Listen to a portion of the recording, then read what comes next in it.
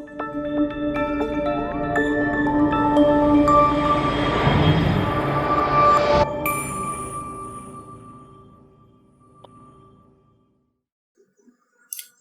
to video lecture series on Fortran. In last video, we have seen library functions in Fortran. To find the link for that video, please find I button in the upper right corner. In this video, we are going to see one of the important aspect of programming, that is flowchart. Now, what is this flowchart means? Flowchart is nothing but a graphical representation of program. It shows us a sequence of execution of steps graphically. Flowchart uses graphical symbols to represent various tasks, processes performed by computer. For example, what is program? Program is a combination of some inputs. Means what we do, we take some input from the users, right? We store them in the memory by using read statement, that is input. Then we process it by some expressions, okay, like arithmetic expression, and then we give output to the users. Okay, so these are the different tasks, and which task to be performed first and which tasks to be performed later is decided by using this flowchart.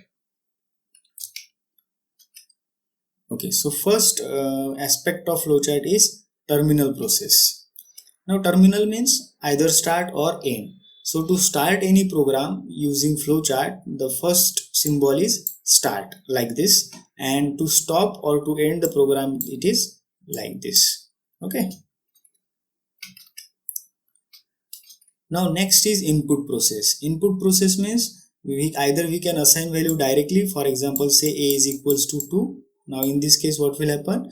This value 2 will get stored in a. Similarly, you can also input by using the read statement. For example, read syntax, okay, read syntax, and then for example a. So in this case, user will input value of a and this value will get stored in a. So this is also input statement. So whenever a read statement will be there, so in that case we have to use this symbol, right? So this is parallelogram, or we can also use the chamfered rectangle. This is rectangle which is chamfered here. Okay, so these are the symbols for input, right?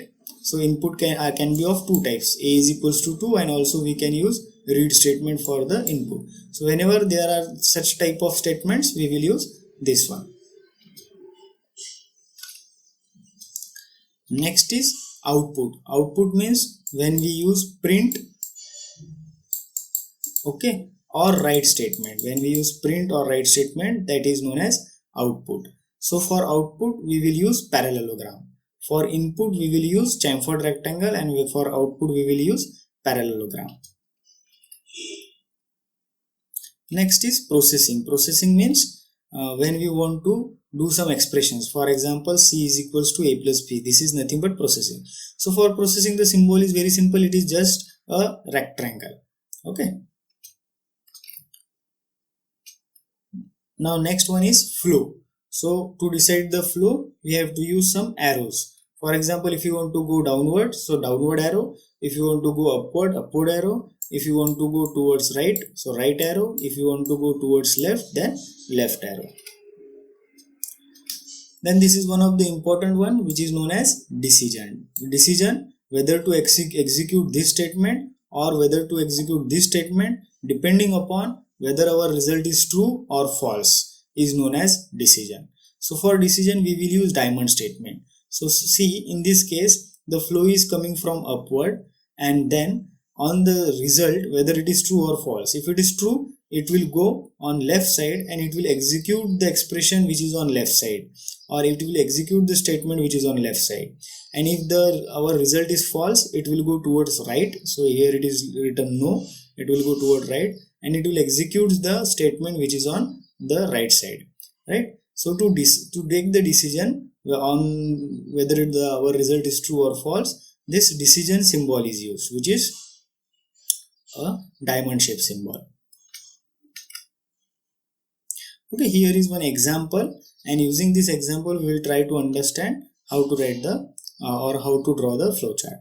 Remember, flowchart is drawn first and then programming is done.